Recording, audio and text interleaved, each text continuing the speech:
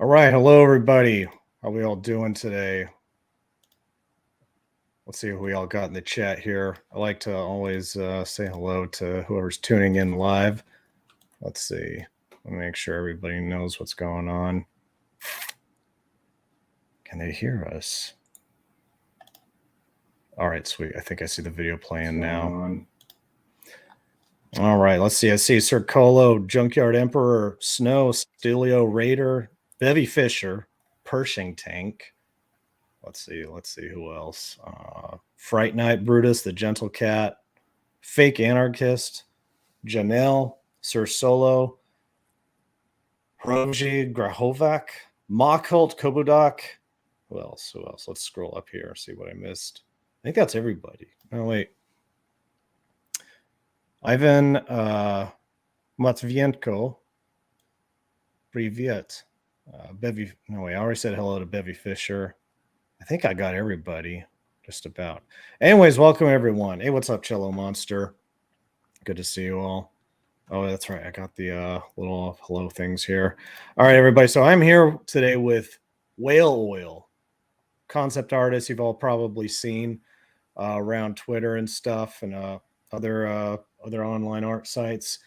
He's pretty well known for drawing ultra-violent anthropomorphic characters in various, I guess some people would call it maybe steampunk or diesel punk, but I don't know if those are what he would use to describe his genre as some kind of Edwardian alternate future past. Mm-hmm. So anyways, I've been a longtime appreciator of WhaleOil's stuff, and so I'm going to hand things over to him to introduce himself in just a minute here. WhaleOil, tell us about what you do, what your influences are, and just tell us about your work. Sure. Well, I paint.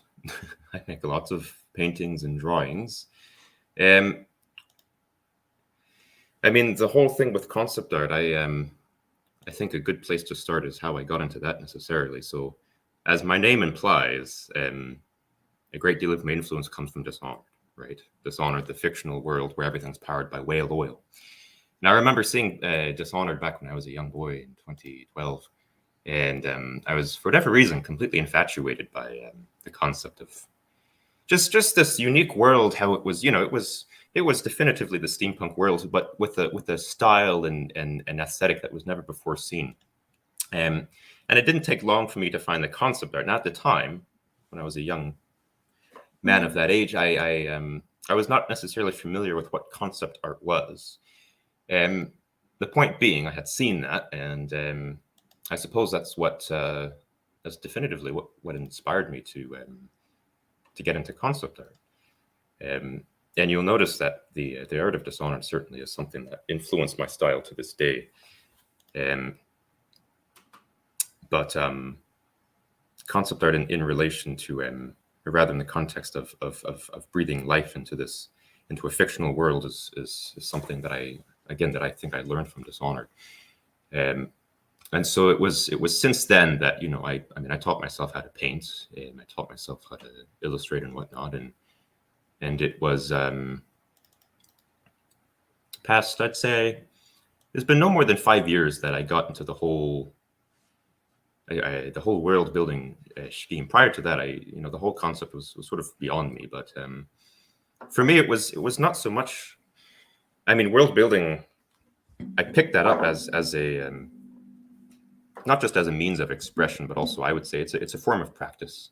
I find giving yourself a project which you can work on over a long period of time, a multifaceted project, a project that has many different angles from which you can explore it with. Like when you're world building, you could paint landscapes to describe the geography of the world. You can design uniforms and stuff like that. You can illustrate food, come up with things like that, parts of the culture and the society and the technology and the history. I quickly found out that, if you're making up a world, you can do so much. It's practically limitless what you can do with a fictional setting. And so for me, it was exciting, and it was satisfying seeing all these different individual projects, these individual illustrations and paintings come together into a larger collective, right? That's a satisfaction that you cannot have if you just make sort of individual pieces, which stand alone. Working in a larger cohesive context was something that I came to appreciate. Hence I work so hard on developing these worlds. Whoops, sorry, I have my mic muted for a second. Yeah, it definitely shows like how much thought and depth you put into them. Also, I don't know why my freaking slideshow is going at such a blisteringly fast pace, so I apologize for It's that. all right. Yeah, because I think I used a different slideshow app before my hard drive crashed a couple of weeks ago, and I can't remember what I was using, so I'm just using the built-in one with Windows 10. So, if there's a particular image you saw in the slideshow that you want me to kind of pause in on and focus on for anything, just let me know, and I'll make that happen. But let me see if I can full screen these things. Oh, well, I'll just leave it as it is. Anyways, one of the things I always notice about your work is like how tactile it always feels. In some ways, it's kind of like it feels like a very Edwardian era Half-Life 2. Like when I remember playing that game for the first time and thinking to myself just how I don't know, just how believable and physical it felt. Like it didn't feel like there were just any arbitrary shapes in there just for the sake of coolness factor, even though the end result was extremely cool nonetheless. I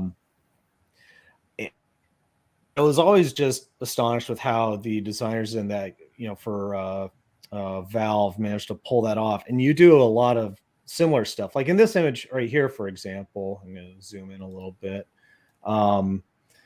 I mean, yeah, I know this was kind of a rough one, but like all the machinery shapes and stuff like that up here, what's going through your mind when you create stuff like that? Like, are you kind of making shapes that just kind of feel visually cool, like they just sit right, and then you come up with a design reason for it, or is it the other way around? Are you thinking from what is the purpose of this thing, and then you get the pleasing shapes and stuff? It's so I think I can confidently say that with any illustration of,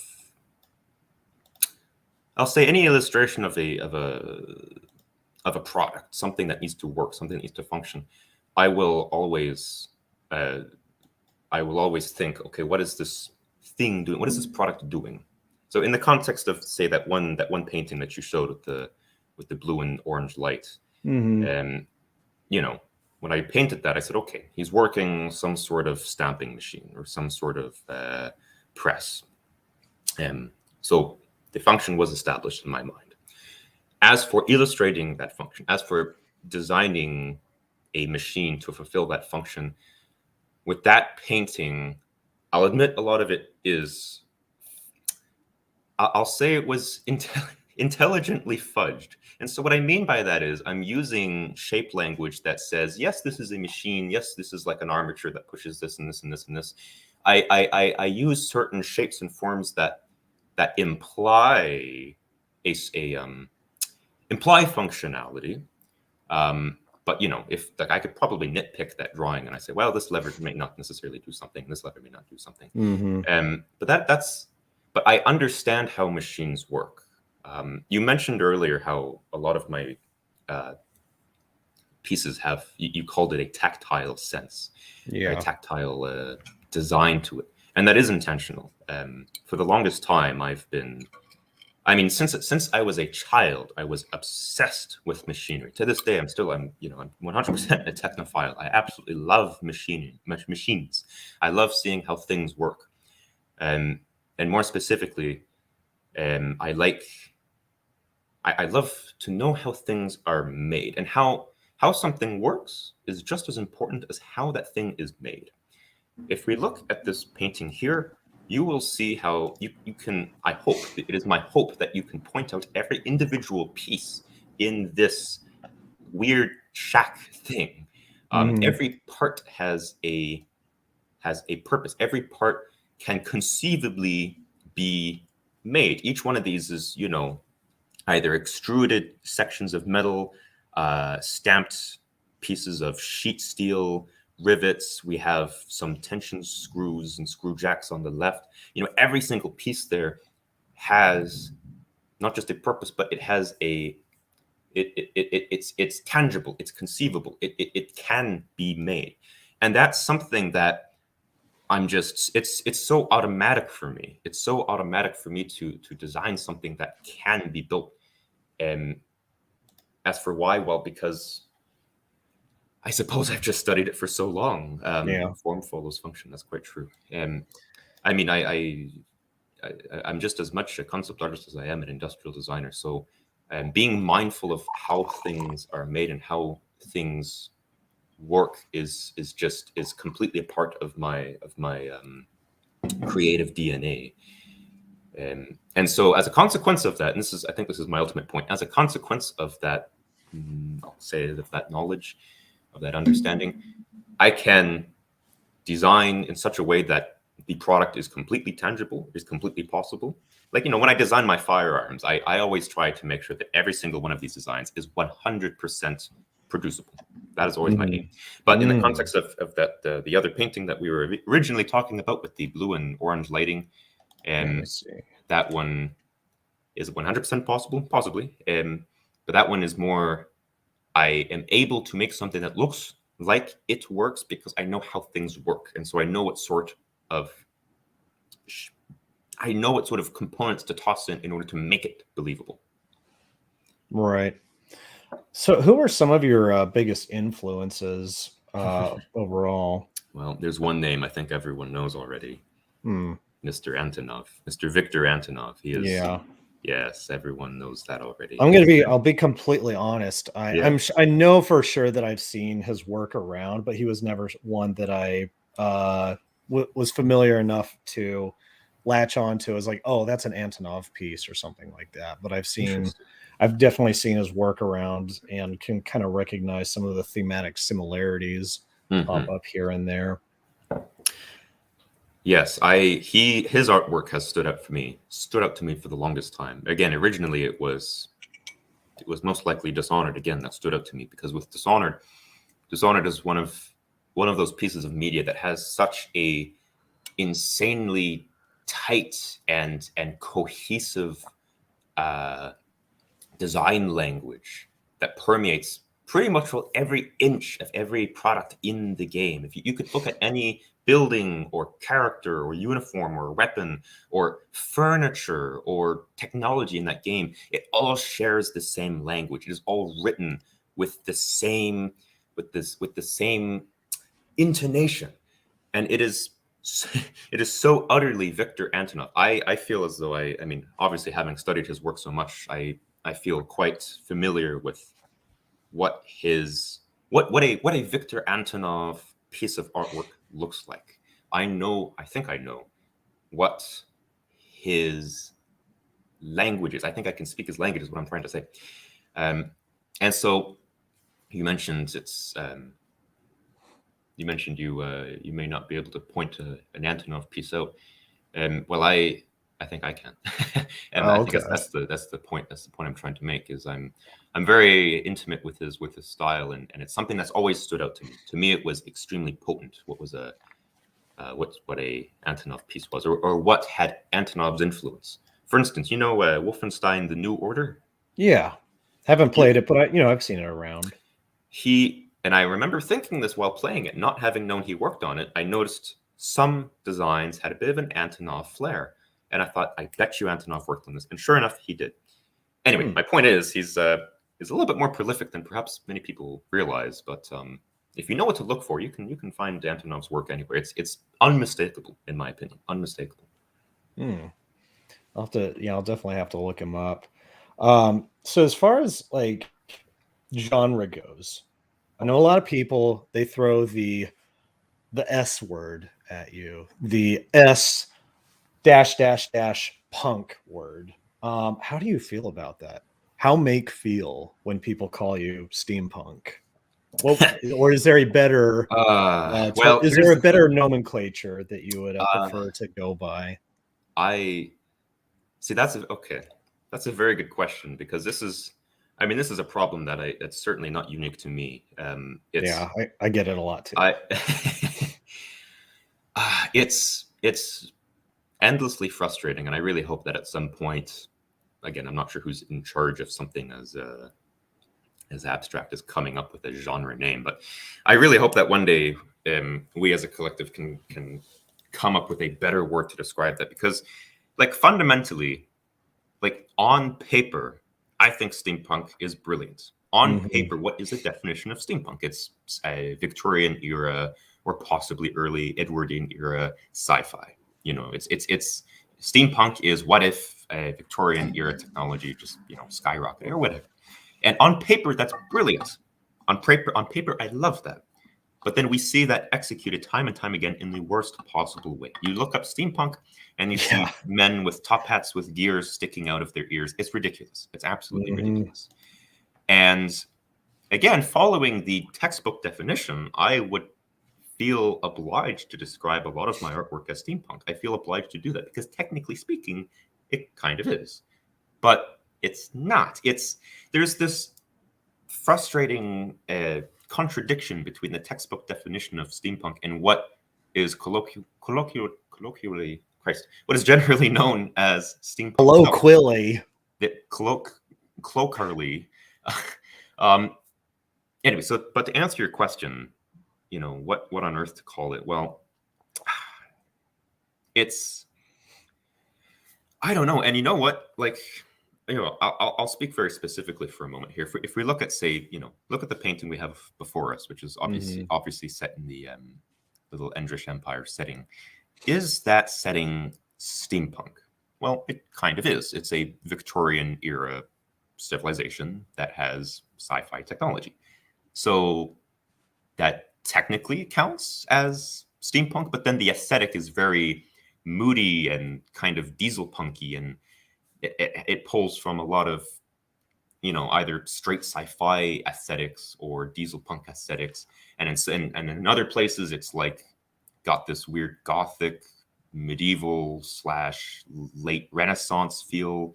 It's kind of all over the place. To me, it doesn't rhyme with what is generally known as steampunk. So that just makes it even more complicated. I don't know what on earth to call the genre of my stuff. And if I'm being honest, that's never necessarily bothered me. I think people can think whatever they'd like about it. They can define it as whatever they like. I don't feel the need to define it as any one thing or the other. Of course, that's convenient. Like, we come up with labels because it's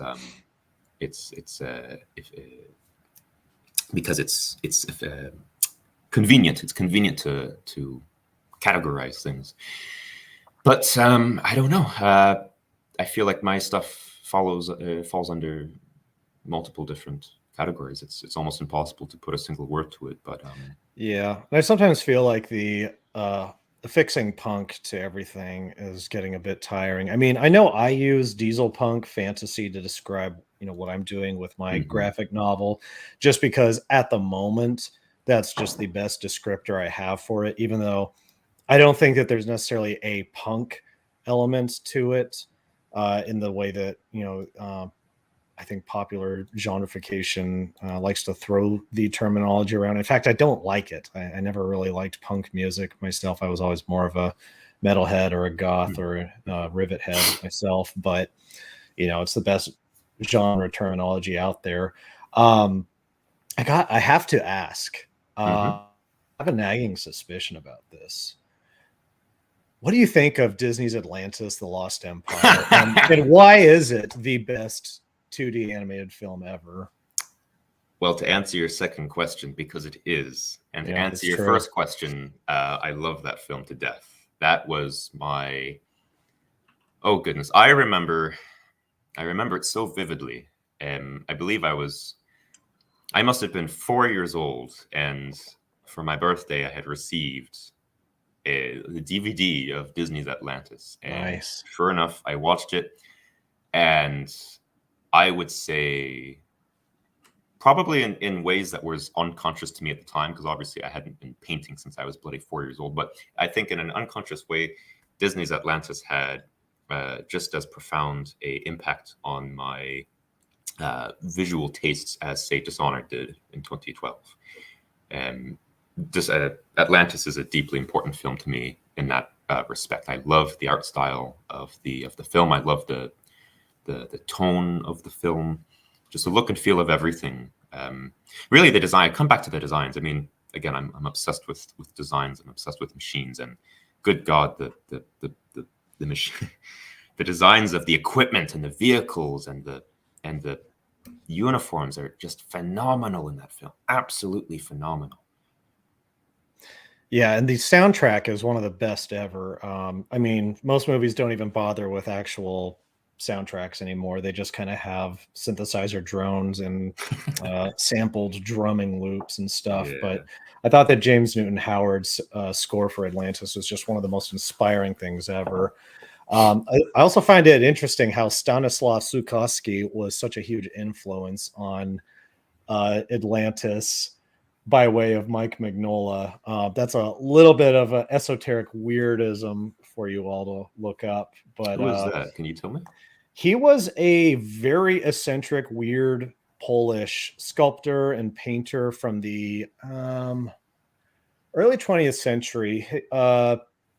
He had this whole theory called Zermatism that basically it was like a whole theory about the origins of humanity and the different nations and stuff stemming around, the great flood that destroyed Atlantis and stuff. And we're all familiar with that. There's a little bit of kind of theosophy sort of stuff going on there, but then he took it even weirder and theorized that humanity, there's this whole lost chapter of human civilization due to this apocalyptic war that humanity fought against the Yeti across the globe. Yeah, I'm not even joking that there was. He had this like incredibly detailed theory about, I guess, how humanity and Bigfoot had a cataclysmic war in ancient times that resulted in the destruction of Atlantis and stuff. And a lot of his art aesthetic went into Disney's Atlantis because Mike Mignola, who was the art director for the film, was heavily influenced by him when it comes to his own antediluvian type of stuff. But yeah, Stanislav Sukovsky is an interesting guy. Like, he was Polish. His studio got bombed by the Nazis during World War II, and then he fled the country when the Soviets took over and stuff. And he ended up living in Burbank, California, which he called California the Siberia of America because of how dreary it was when he went there. And he was neighbors with the DiCaprio family. And so when Leonardo DiCaprio was like a little boy, Stanislav Sukovsky was like his eccentric next door neighbor who was, just this fun old man who drew interesting pictures and stuff. And so DiCaprio did a whole documentary about him on Netflix. Apparently, it's okay. It's kind of, I don't know, it's sort of Netflix tier. So it's not that great, but it's decent as far as an introduction to the guy. So, anyways, back on topic here. Aside from Atlantis, what are some of your other big influences, and like what got you into anthropomorphics in particular for your world designs? Well, those are two separate questions. I'll address the second one real quickly, just to get that out of the way. And while you're doing that, I'm going to figure out how I can slow down this slideshow. Sure. Well, you asked the question, which is, how on earth did you get into this funny subgenre? And to answer that briskly, it was a certain film that came out in 2016 that started with Z, and I'll leave it at that. As for your previous question about other influences besides Atlantis, I know one that comes out to the top of my mind, and to say that I drew a lot of influence from this is not necessarily true, but I'll just say it for the sake of saying it. Regan, are you familiar with Iron Sky? Iron Sky, that sounds really familiar. 2012, it was a miserable film. It was really, it tried to be a dark comedy, but failed at that. My Oh, only wait, take, yeah, it I was the one of the remember now. moon Yeah, that was Nazis. it's the one. Yeah, it's the one about the where they had Laibach in the Yeah, soundtrack. Liebeck did the friggin' Yeah, soundtrack for it. I Yeah. did see that movie. I was just totally blank. For some reason when you said Iron Sky, I was trying to remember a game. Yeah, the Well, movie was there was a kind of a game that came letdown, out. but conceptually it was fun. No, and I mean, Iron Sky is yet another example of Oh, a sorry, I think there was just some lag. Sorry, I think I no accidentally worries. interrupted you. Sorry, no, yes, I was just saying, Iron Sky is yet another example of I'll say, a piece of media that had a fantastic concept, which was, mulched by producers and executives. Because Yeah. to my understanding, Iron Sky started out as a very serious sci-fi movie, essentially addressing the what if the Nazis had fled to the moon in using UFO technology and whatnot, and if they had established a secret base on the far side of the moon. A wacky concept, sure, but the film originally took itself quite seriously. And then the executive said, well, we can't be serious about this. We have to make it funny or else people won't watch it. And then they just boiled it down to the schlock that we have today. But ignoring all of that, the takeaway for me was the designs. I loved the designs of the Nazi UFOs and of the uniforms and the weapons and the technology. I would definitely say that if not, at least subconsciously, it influenced me a great deal, especially with more. Yeah, I'll leave it at that. Yeah. Yeah, I never saw the sequel, although all I know about it is it involved Hollow Earth stuff, which I am always like I love that kind of stuff. Mm-hmm. I've No, I don't often said disagree. that, yeah, I mean, and I've often said that like the only major disagreement I have with flat earthers is that they deny the truth of Hollow Earth. So true. But from what I saw of the previews, yeah, the second Iron Sky movie kind of dropped the ball even further. If as I don't know how To you me, it managed was to more do like a that. concession on their part. I mean, my reaction to it, because I agree, the second one they just said screw it, we'll just be as goofy as possible. And to me, I think they realized there's no point in trying to be serious, because they tried that Mhm. with the first film, it did not work, so they said screw it, we'll just have fun, we'll just throw everything at the wall, we'll have reptilian Hitler, reptilian Sarah Palin, Yeah. we'll have dinosaurs, Hollow Earth, the Vril races, and etc. etc. Yeah. That kind of brings me to another topic. So, something I get in your work is yes, there is a sort of subtle dark humor to it, like this piece, for example. I loved your caption where it was point of view. You said something unflattering about the Christ. But Precisely, yeah. at the same time, it's like it's not overly ironic or witty. There's none of that Joss Mhm, Whedon or Aaron Sorkin kind of haha clever, ironic, mhm, self-aware banter kind of mhm. stuff that is, I feel like, the norm in everything in comics, games, animation, film, and everything right now. um I'm a big fan of sincerity. um I don't know. Basically, where I'm trying to go with that is like when it comes to storytelling, like I don't know what are some of the themes, I guess, that like really capture your interest and that you try to convey in your work, whether that's just your worlds or standalone illustrations and stuff.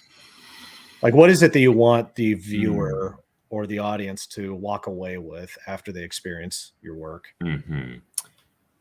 Well, on one hand, I could say that totally depends on what sort of story I'm trying to tell or what sort of impression I'm trying to make. But that's a cop-out answer, and I know that that's not entirely true, because I know Mhm. that if I think about it, I'm sure there is a consistent theme, not even theme, but there's a consistent something that I want people to take away from.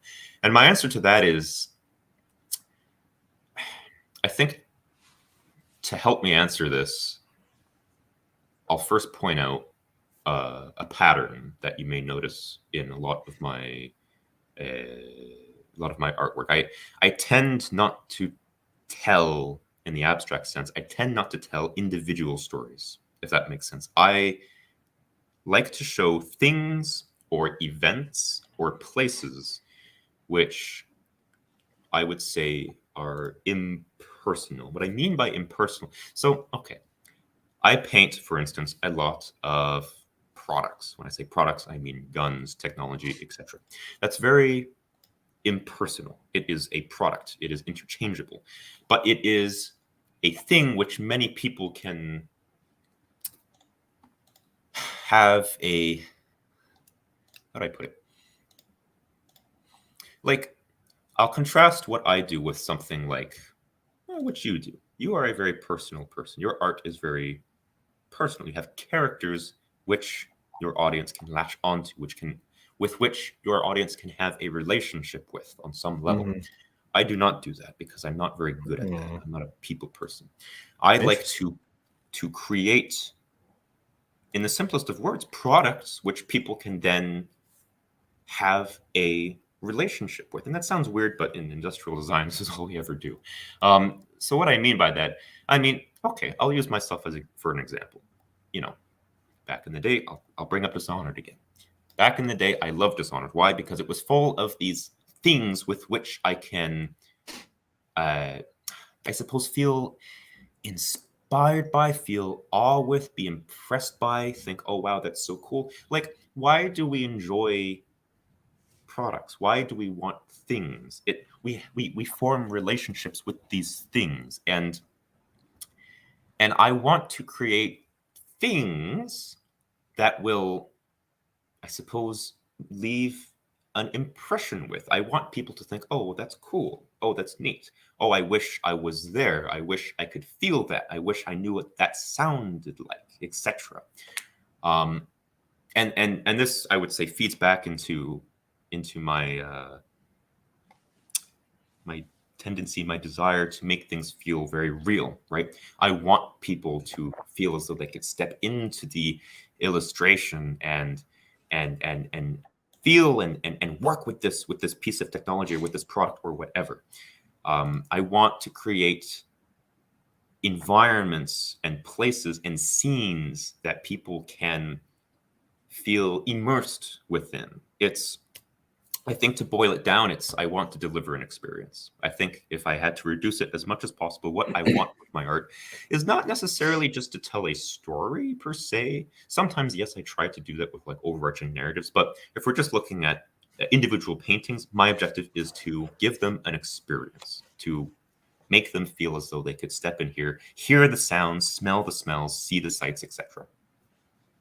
I think you're definitely doing it in this image right here. I like, you can just kind of smell that sort of cold meat butcher section of the grocery store sort of odor in this. And I just like, you're right about the impersonal feel of a lot of your work. And when I say that, that's not a negative, but I don't it take it is as a something negative. that makes it took me a while to find the things to latch on onto in your work for that reason alone. I'm very much a uh I need to have like a narrative or an Mm. overarching theme or something for me to usually get get hooked onto something. That's why usually when people tell me, like, that they've got an idea for a story or a project, and I ask them, okay, well, what is it? And I'm expecting like a 2 to 3 sentence elevator pitch on, well, it's about this guy and he's up against this thing, and then he meets this this wizard who helps him out or whatever, and it's like, it gives me a quick summary of what the struggle is. Instead, they launch into well, it all starts, back in this world's history, and they just start listing out like tech manual stuff at me, and I fall asleep. Which I think that is a very good mindset and skill to have if you can direct it towards exactly what you described, with thinking of it in terms of designing a product for people rather than a story or a narrative. Would you say that it's accurate to say that you might be an artist who you design the sort of the products or the places or the things that people can kind of project themselves or their own characters into? Oh, absolutely, without a doubt. And in fact, I mean, I mean, I would love that. Really, I like the idea that I can sort of set the stage in respect to the era, the technology, the culture, etc. I could set the stage with these, I'll say, impersonal things or somewhat impersonal things, and then they jump into it and they create a personification. They create an avatar. Let's just say in a either in a literal sense or in a figurative sense, with which they can interact with that world. But yeah, I just, in the simplest of words, I like to set the stage. Mm. I See, think, and yeah, I'm bad with that. I interesting. I would be a terrible like D&D DM for that reason. Really? Like Huh. I like to tell stories, but when I do them, I'm very much I am getting into that character's head whenever Hmm. I'm doing something involving, you know, an emotionally intense scene or something like that. Like, are you familiar with the animator Glenn Keane by chance? I'm afraid not. So he's you've seen his work certainly. He was the guy who designed the Beast in Beauty and the Beast. He designed what was it? He did most of the animation in Disney's Tarzan, a lot of the stuff for The Lion King, and Treasure Planet. Treasure Planet, I think, Okay. was the last major film, 2D Disney film that he was really like had his major thumbprint on.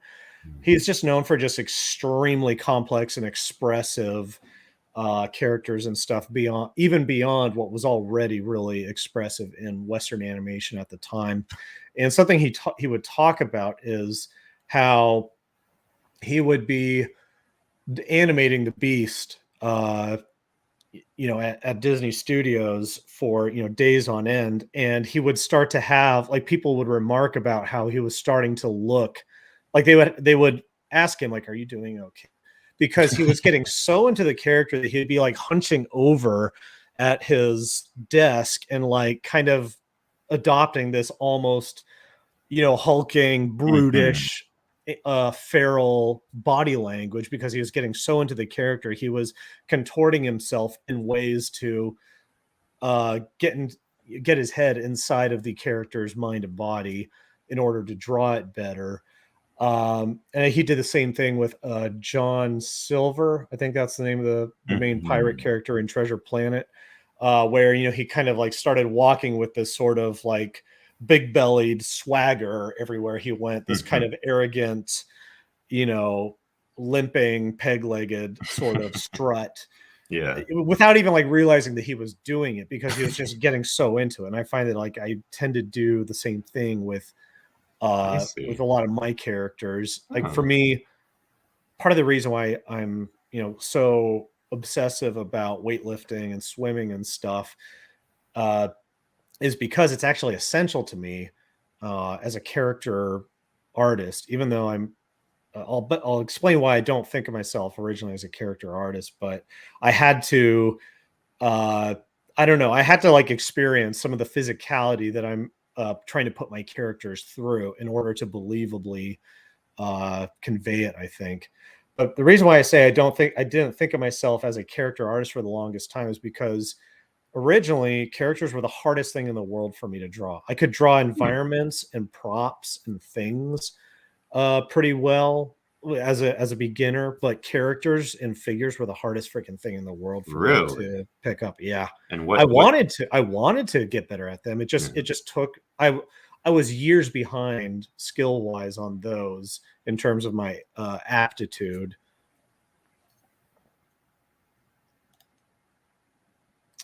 Also just got a suggestion here from Sir Solo. It'd be awesome to see WhaleO. That's a neat shorthand for you. WhaleO.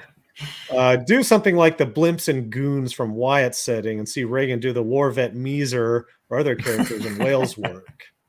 That would That'd be be interesting. fun. Yeah, that'd be a Yeah. cool trade or collab to do Yeah, there we sometime. go. We keep that on the Yeah. books. That'd be I interesting. know I've kept your name in my Rolodex as possible guest artists for the book at some point. Oh, wow. I'll cross that bridge when I get there because I got to finish the Yeah. freaking book first. Yeah. So speaking of like books and end products and stuff, you probably get asked this a lot. But Let's hear it. do you have any plans at all for a print book or I don't know, concept art book or something about I don't know, the the world that you're designing, and then I'll actually ask you about the world itself. Sure. Well, actually, yes. The answer is, well, okay. There's a wealth of there's a wealth of difference between planning on doing something and ever getting around to doing it. Mm-hmm. If you asked me, do I ever have the intention of doing something like that? Absolutely. In fact, it has been an intention for a very long time now to make a book for not the Endrish setting, but the one that I feel like I'm probably better known for, the Fox World War One setting. Oh yeah. I had an idea, like imagine like the uniforms of World War One type of book, but for that setting, Mm-hmm. where you would flip, you could flip through and you'll see like the rifles of the Great War, and show all the paintings of the rifles I've made. You have another page for all the machine guns. You have another page for like each the uniforms of each power, and you have a few pages discussing key battles, of which there'd be an accompanying painting. Something that's like a pseudo eyewitness history book, but for Yeah. that setting. So yeah, I've thought about that for years because there was a time where I would make a lot of. You may recall these. I'm not going to call it a series, but you'll notice I had made like I would often post like uniform. It's kind of like what's that Osprey book style paintings of uniforms, just like a one off of a guy standing. Yeah. Okay. Yeah. I I'm made a lot familiar of with those, and I thought, eventually I got to compile these into a book. And there are conceivably two, maybe three things holding me back from ever completing a project like that. Firstly is basically it's been so long that I've been making those plates, those paint illustrations of uniforms. It's been so long that I feel like my skill has advanced enough that many of them are becoming obsolete. So like I'll describe it as, for every year that time progresses, for every year's worth of skill that I gain, I a certain number of those illustrations become obsolete in respect to how well they're drawn, in my opinion. And I'm very picky with that. I could not force myself to assemble a book with what I would consider to be subpar painting. So I'd have to go back and change them, and so that's one obstacle. And you can poo-poo that, but that's another thing. The second obstacle is the volume of work, and I suppose this bleeds into the third problem, but whatever. I'll combine both problems into the second problem. So the second problem again is the volume of work. I don't think I have enough content to assemble a book. I don't have. There are powers in the fictional setting whose uniforms I've hardly even covered yet, whose weapons I've hardly even covered yet. There are key battles which I've not even come close to illustrating, and if I have illustrated it, I probably would look back and say, "Oh, it's not good enough now. That's so outdated in respect to skill." So it's this almost never-ending treadmill-like problem where I keep producing work, but then it keeps becoming outdated, at least in my opinion. And it just seems like I'll never have enough work for that. But I keep telling myself, well, if I do like one painting a bloody month, surely over enough time I will have enough content to do that. Anyway, but that's one whole issue with that book. But really quickly, I will mention how I did consider making a book for this new setting. And why did I think that? Well, on one hand, I feel like because I would not be limiting myself to just the the previous book idea, it's limited to just, I'll say, things with the war, if that makes sense. The uniforms, weapons, etc., battles, etc. With this other book, if it were to be focusing on just this whole setting of the Endrish Empire, I feel like that would be less limited, and so therefore I would have a larger pool of pieces to pull from and assemble into a book. And furthermore, because a lot of that work has been done recently, like within the past year, I feel like the average quality of each piece is much higher, high enough that I'd be willing to assemble it into a book. So that, in my opinion, has a higher likelihood of ever being put into something. And that would be less, it would be more like a history book, not necessarily a history book. It'd be like the best analogy I could think of is there's a Dishonored book. It was the de facto art book of Dishonored 1. I think it was called Tales from... It wasn't called Tales from Dunwall. I don't know what it was. It was... Do you have any idea what I'm talking about? No, I'm not familiar with it. I kept thinking of Dinotopia Dinotopia. when I was thinking of what you were describing with, kind of like a world book and stuff like that. I don't know if you're familiar with Not Dinotopia. at That's all. more of a kind of a 90s thing. This one, I don't know if you're familiar with the artist James Gurney, but that was his thing. Okay. Interesting. No, I am afraid I don't. I'm not Oh, familiar. definitely check it out. Yeah, Sure. I think you'd love his work. Dinotopia. I'll look it up. Yeah. Also, folks, if you have any questions at all, feel free to put them in the chat, and I'll pop them to Whale if you've got any. So don't be shy about that. 1 second. I think there was another image I wanted to. I was trying to find one. You recently got more on a space kick in a lot of your stuff recently. What inspired that? That was a little bit of a detour, and it's completely separate. Yeah, hold on that page because there's something important to be mentioned with that. That this completely separate world. These are not cats in space. This is just random stuff. This is the Venezuelan Galactic Empire, right? Yes, we're getting to that. So, real quickly, you're asked what inspired that. I feel as though what's got me back. I mean, I've always loved space since a kid. I was obsessed with the Apollo program, all these great big inspirational space programs. And I think what inspired this recent little blip in the radar was a TV show called For All Mankind. Are you familiar with that? Sounds familiar. It was made by Apple TV. The first season is phenomenal. Second season, not so much. But yeah, wow, the first season, I ate that show up like candy. I have never been so interested in a TV show before. I genuinely never watched TV, so that was really outstanding for me, and that just that put me in the mood for space. And I remember one night after watching an episode, I just went downstairs and I painted this. Now, you mentioned the Venezuelan space empire, so I made this painting that you see before you, and it was purely coincidental that the 3 stripes on his like I just wanted like a badge or something, just wanted some color. Turns out, and I didn't realize this at the time, that it was the flag of Colombia. And so I posted that, and people were saying, "Oh wow, the Colombians are in space," and that got me thinking. I was like, "Huh, what if there was an alternate history where the power balance of the world was, radically different to what it is in our timeline, such that the South Americans have a huge holding in space." That was the premise, just completely out of nowhere. I thought about that. And so, you'll see some other paintings I've made recently of like, El Bicho, the shuttle lander, and the Venezuelan. Oh, here's, thank you. There's just one. Yeah. And the Venezuelan space marine. Jaw. Exactly. These are all products of this little, I guess you can call it a thought experiment. Whether or not it will develop into a whole world is something to be seen. I mean, I did have conversations about that, but we'll see what comes of that. But yeah, that's just a little detour as of the past month, let's just say. Nice. All right, I'm going to go down the list of some questions here. So we got from Mockholt. Question for Whale. How much Vril did he microdose today?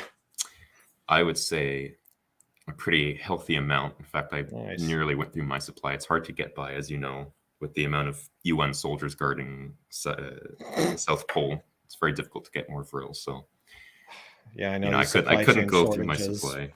Yeah. Gosh, I mean, yeah, these sanctions and supply chain shortages are just wrecking everything. It's awful. All right. So from Brutus the Gentle Cat for Whale, what gave you the idea for cat people and fox people? I don't know. I thought they were cool. Yeah.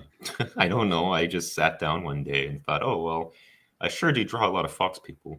What if I tossed one in a Edwardian era uniform? Gee, that would be cool. And then I liked it and I just kept going. Yeah, if I had to describe your work to somebody in really short form, I would probably peg it as Richard Scarry's Busy Busy Storm of Steel.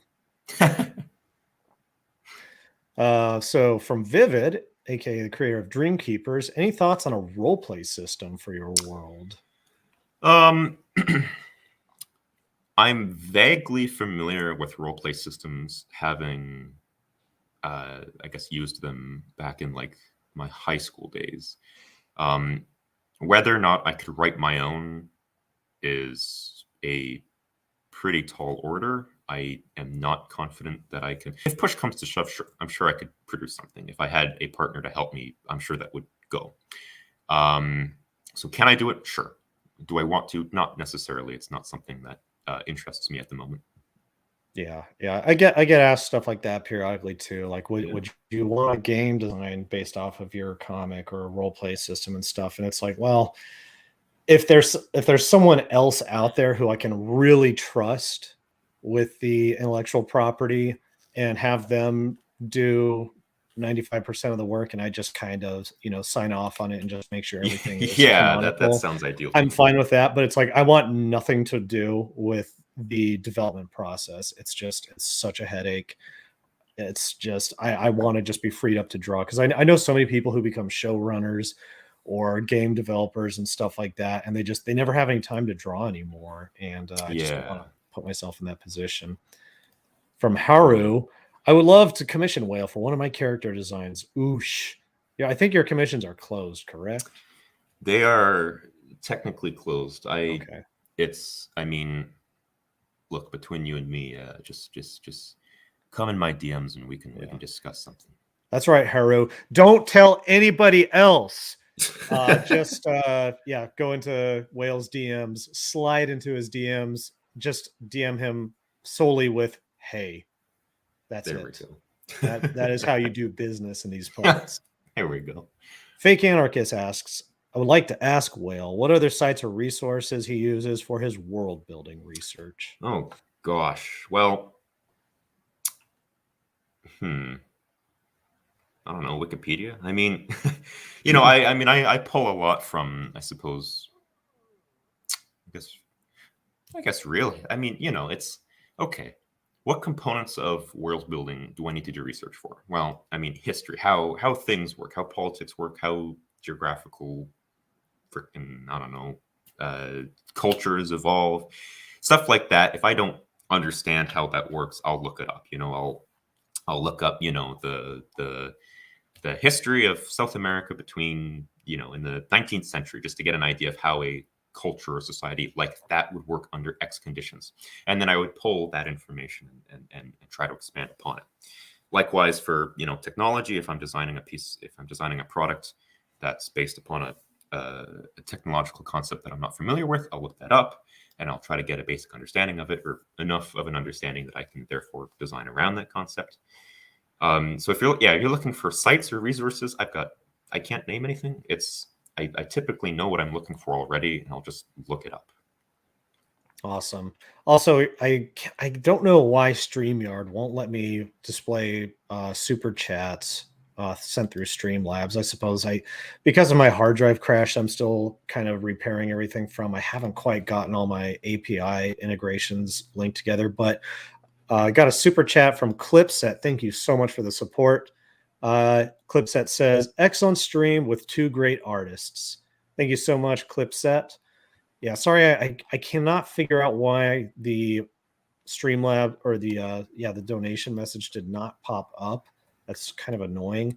I will also see to it that WhaleOil gets 50% cut from that, so he can have some burger money or poutine money, because he is he is worse than an Albanian. He is, Allah forgive me, a Canadian. Yeah, I'll gladly take my burger bucks. Yeah. They say each burger buck is worth a couple All right. thousand Canadian or poutine dollars. Yeah. From Pershing Tank, where's the best place that isn't Twitter to see all your art? See, that is a brilliant question. And the short answer is I have no place. The long answer is I wish I could find a place. And if anyone has any suggestions for like a convenient gallery type site, I would love to know it so that I can use it.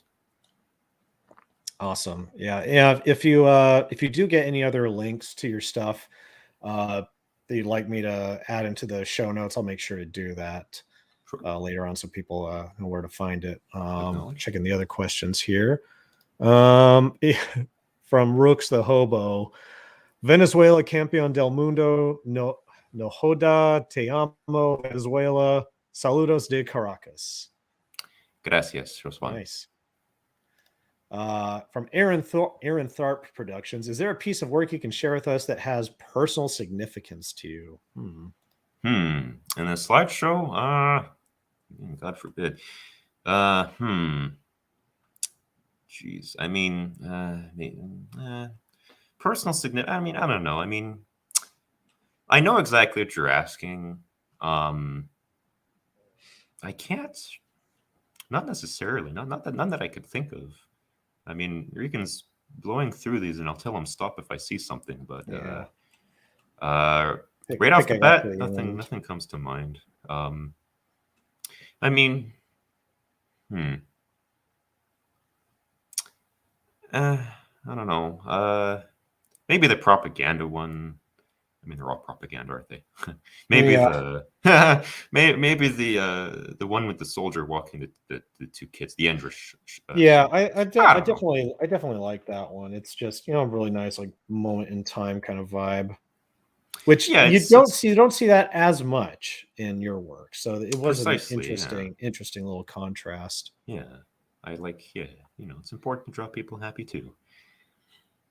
All right, I'm going to check some of the other questions here. Let's go for it. Make sure I'm not missing anybody.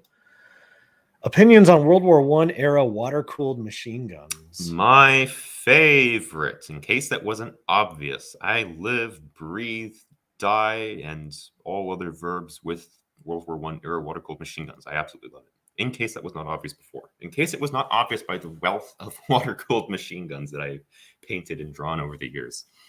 Yep, I love that. I love machine guns. I'm obsessed with machine guns, and water-cooled machine guns take the cake.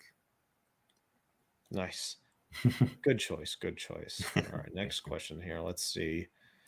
From Mattman, is there any repository for the lore of your series, or is it exclusively told through visual medium? I think we kind of indirectly answered that, but if you want to, yeah, this is a common question, and again, the answer is unfortunately no.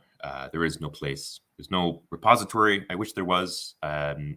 Quite frankly, I cannot be arsed to write down everything. God willing, one day.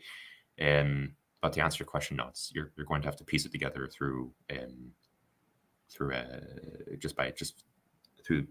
visual medium, like you said. Yeah. All right, another one.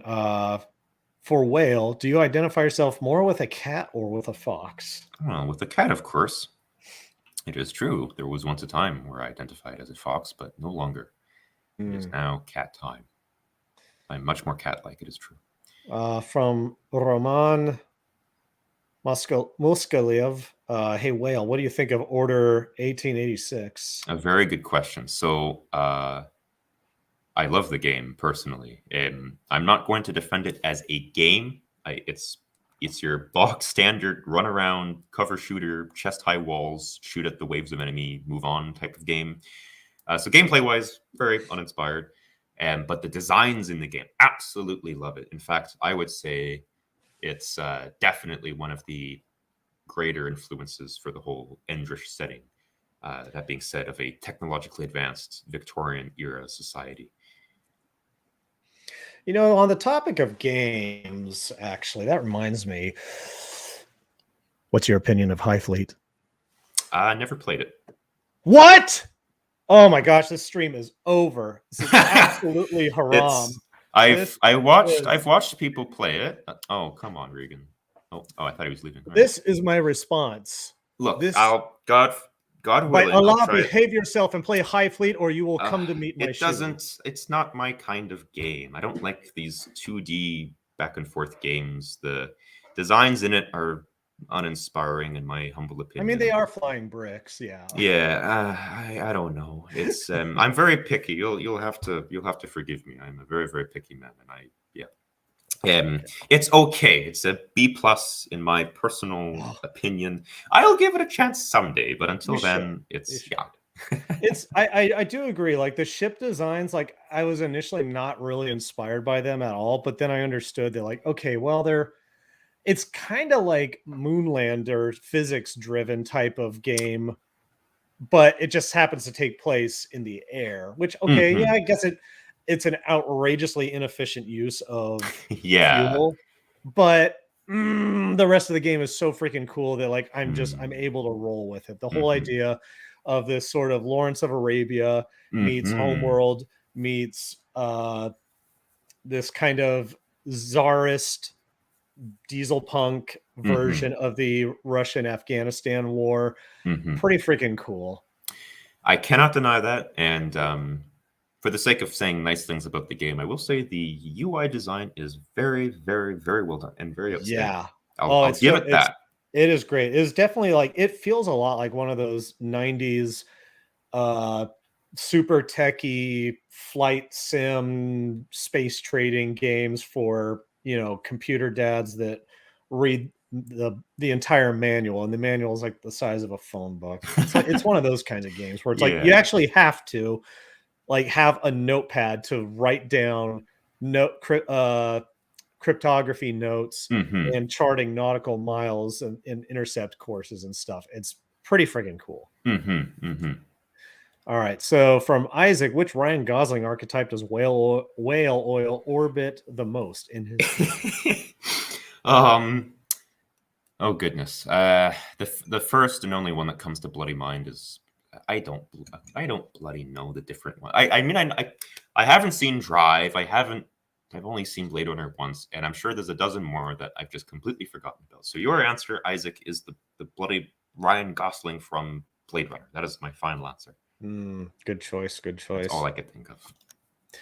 From Amelia Fuchs, if you had a bucket of Legos, would you build would you build one of your war machines even if it poses the risk of stepping on it and dying? Oh, absolutely.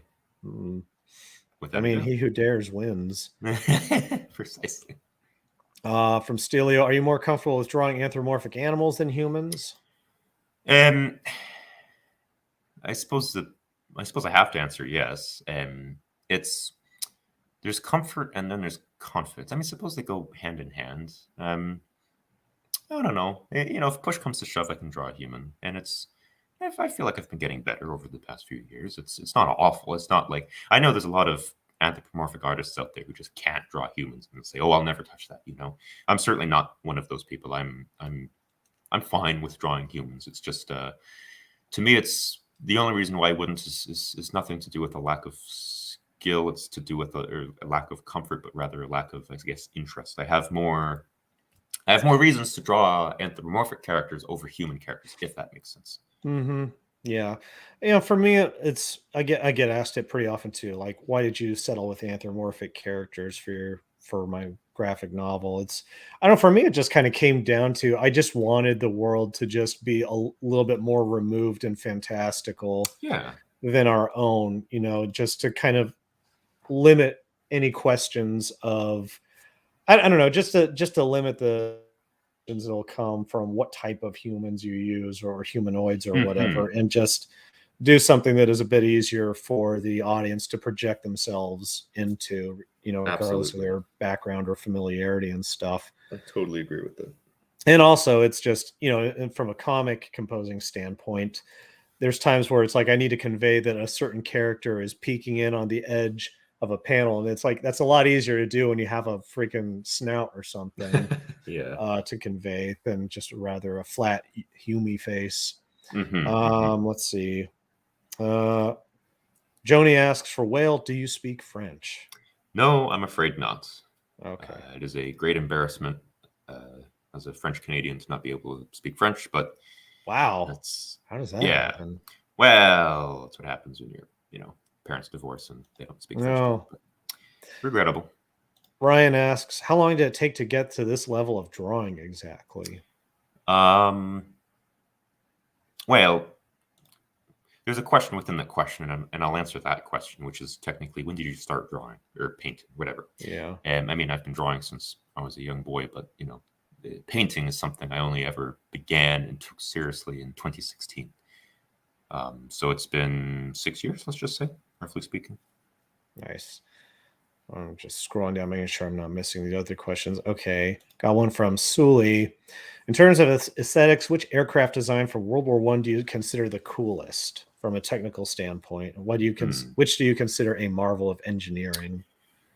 Well, I'm not terribly well equipped to answer this question on account of the fact that I do not know many aircraft.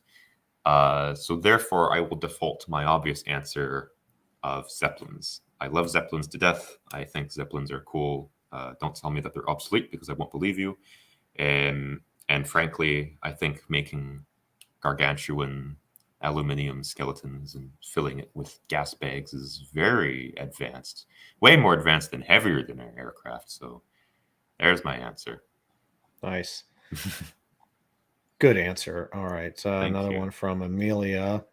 Are we doing okay on time for you, by the way, WhaleOil? Since I know I'm we just hit the fine. I can stay here mark. for as long as you'd like, believe me. Okay, cool. All right. Usually, like around like the 45 minutes to hour mark, I check in with the guests just to make sure they're doing okay on I time. can keep going for another hour if you want it. Oh, geez. Okay. Yeah, We'll don't see. worry. No, of course. You know, Yeah. you're the boss here. I usually play it by ear. It's like I usually 2 hours is like my upper limit. It rarely goes that long, but it's like if things like hit a freakishly good tailwind, then I roll with it. Absolutely. So Amelia asks, do you even remember how many settings you've created? Because I'm pretty sure I can remember 4 different ones. Well, and this is an interesting question that Amy asks, because Amy and I have known each other for a decently long time. Point being, I think I'm sure they've seen some, I'll say, settings that haven't seen the light of day for a while. Things that I've made, back in my college days in 2017. But to answer the question, let's go through it. There's the Endrish one. There's the World War One Fox one. And that's about it for like fur stuff. In respect to human stuff, there's the this is old. We're getting into old territory, but things which I still think about, to be fair.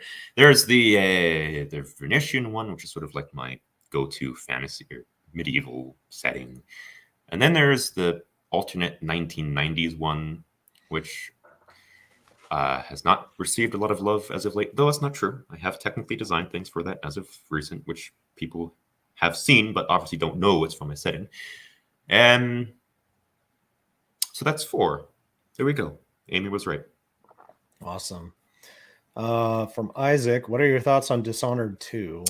I think Dishonored 2 is one of the most masterfully created games ever. I think it's flawless. I think the designs are tear-jerkingly great.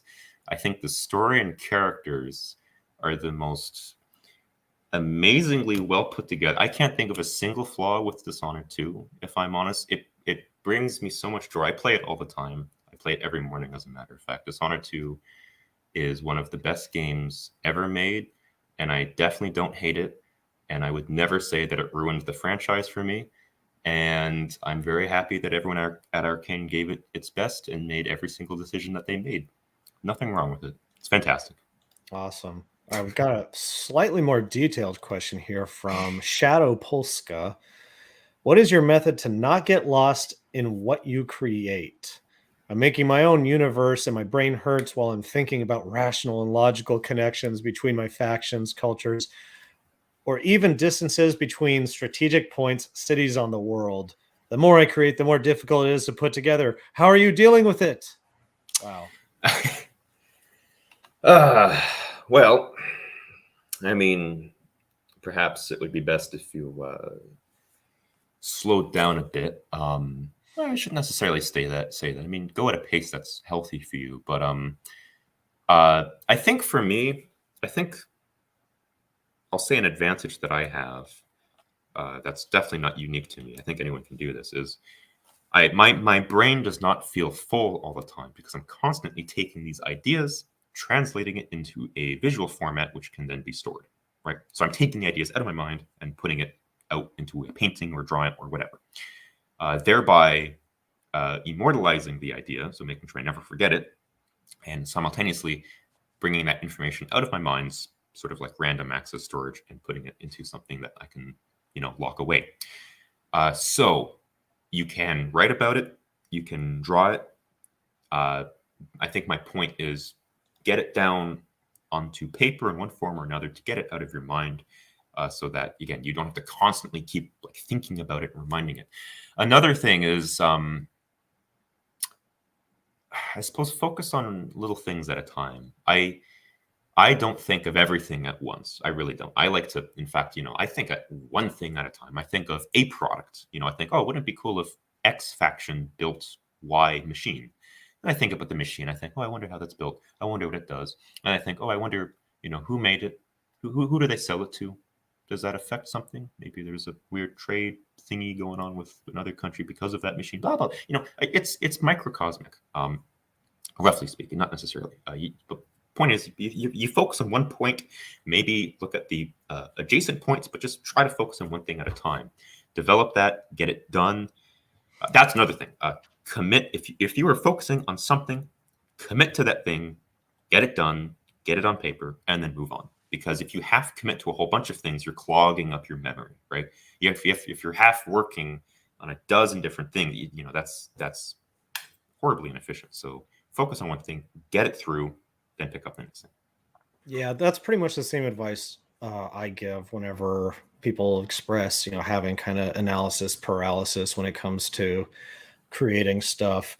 It seems to happen, especially to people who are interested in world building, because it's like when you have a whole freaking world that you're trying to create, you almost don't know where to draw boundaries for yourself, and when you can't do that, you feel like you have to detail and define everything and anything, and that is a fast track to burnout. Mm-hmm. The way I approach it is I always think of it as what kind of details are absolutely essential to the story I'm trying to tell.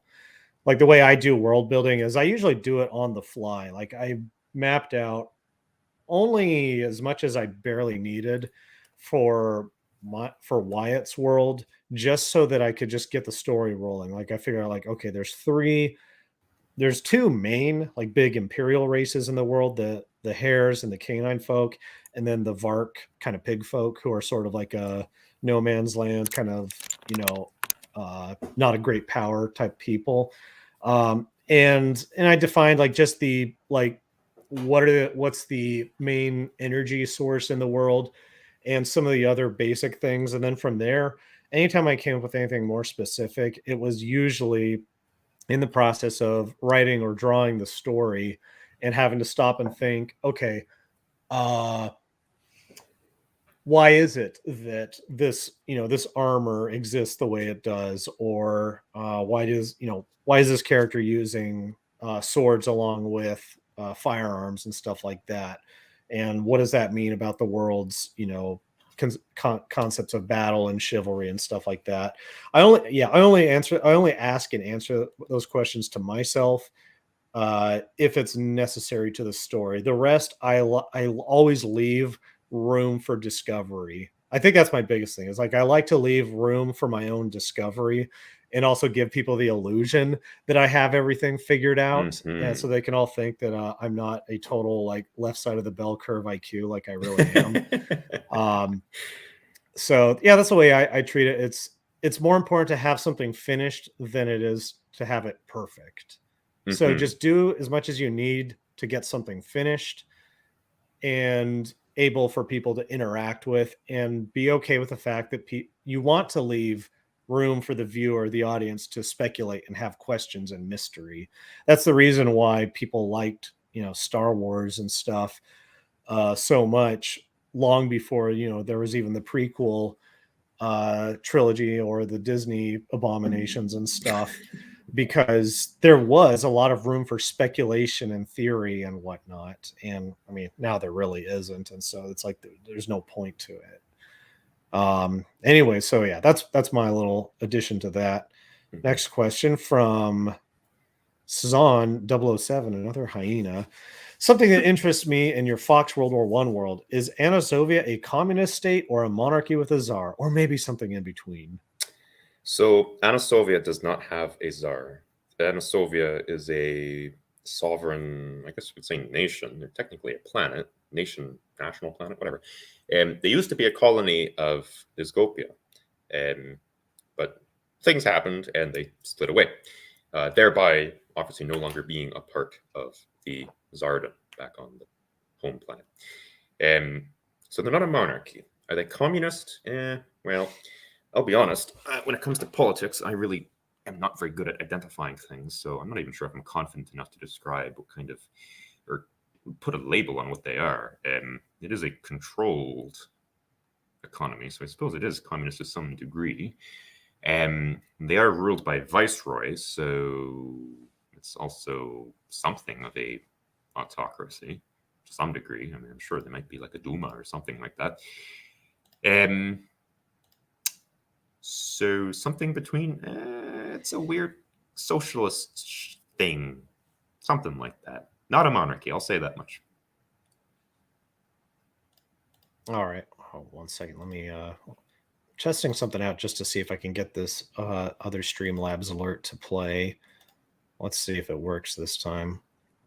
All right, because we got a Streamlabs donation from White Coyote, who asks, how do you decide on what to create next? How do you get ideas or inspiration for what to draw next? Also, I love the peppered-faced Siamese cat. He looks adorable. I think, you kind of indirectly answered some of that earlier, but I guess, yeah, the whole thing of like, how do you decide what to create next and get inspiration for it? I mean, honestly, it just comes naturally. I mean, typically I'll be reading something or learning about something. You know, I'll be exposed to a concept, and then I'll just take off from there. Mm-hmm. For instance, I remember the painting of the lady working in the meat factory.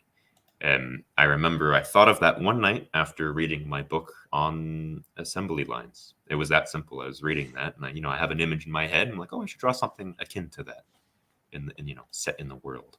Nice. So, yeah, the decision making is simply: am I interested enough to do this? If yes, then let's do it. If no, then I'll move on to something else. How do I get inspired? Just by being exposed to things. That's simple. Yep. From Haru, how did you and Reagan meet? It's so cool to see you guys interacting. I wasn't expecting this. I am trying to remember how we initially got familiar with each other, because I know that I just had a lot of mutual friends who were frequently sharing your work, just because of the fact that we both drew anthropomorphic stuff in kind of military settings. Mm-hmm. But I don't remember how we really initially clicked. I mean, I know some of it came from just having shared enemies. So we can thank the losers and the haters, of which there are many, for bringing this all together. But aside from that, I'm trying to remember. Do you recall if there was a certain? I was hoping you would tell me, but I mean, to boil it down, I know it was most likely on Twitter. I know it was circa 2020. Maybe even earlier than that. It might have been 2019. Yeah, I know I was familiar with your work, at least by 2019, if not before then. But I don't know if we interacted directly. I don't know. It felt like it was like a slow, kind of gradually increasing familiarity rather than like a sudden, like, whoa, so nice to meet you kind of connection. Yeah, like I know we had minor interactions up until a point where one of us entered the other's DMs and then etc. Yeah, but I cannot pinpoint a single time. Yeah, that's right. I slid into your DMs and asked if you were a tummy guy or a feet guy. Good God. Yeah. Anyways, we don't have to answer that. Argos asks, have you read Black Sad? What comics have you read? Those are two questions. Have I read Black Sad? I read one. I read the one with the Arctic fox and the weasel. That was fun. And that was about it. What comics have I read? Not many. I don't read comics often. I'm not a comic guy. Which is so strange for someone who's French Canadian, because a lot of the the frogs, the Frenchies that I know are way more versed in graphic novels or Chinese than a lot of Americans are these days. I do not know. I've got friends, or at the very least one friend, who's very, very big into comics, and she teaches me a lot. But beyond that, I certainly don't know much by myself. Nice.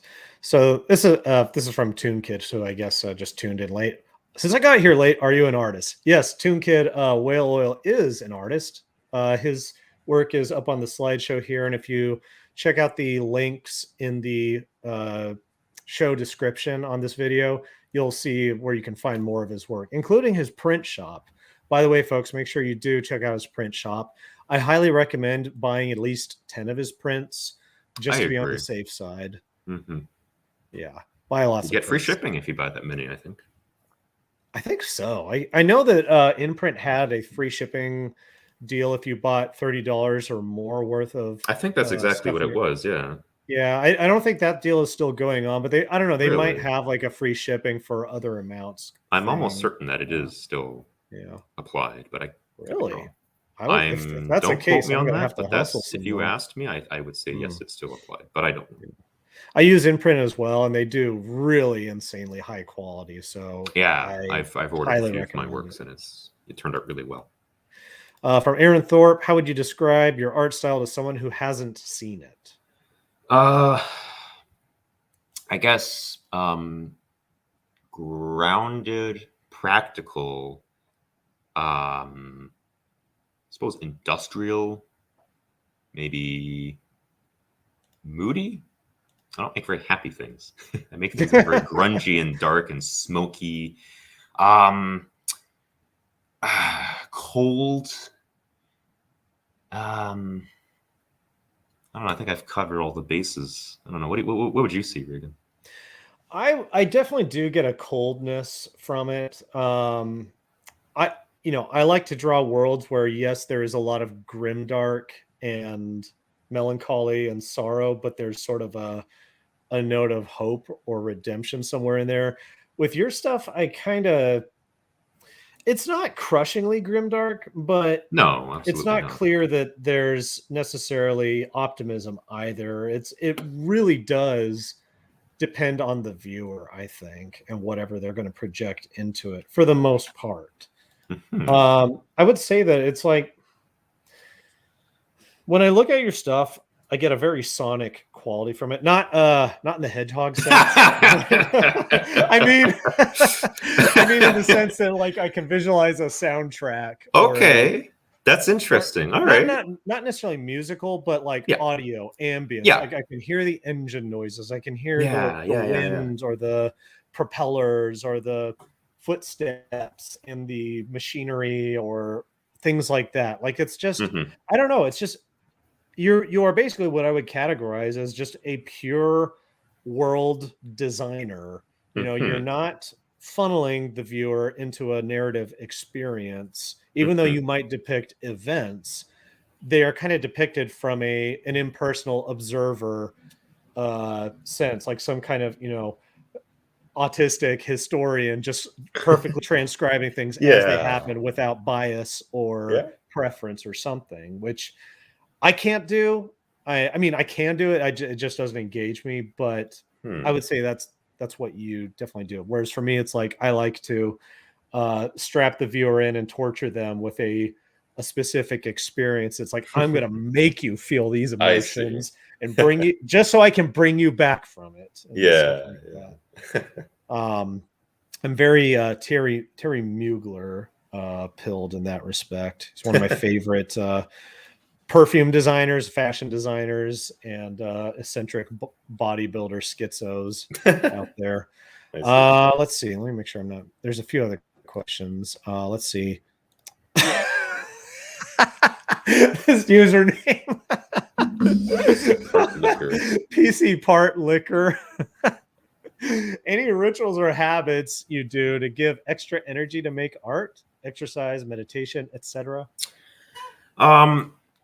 Actually, I think I have to say yes. I'm very neurotic when it comes to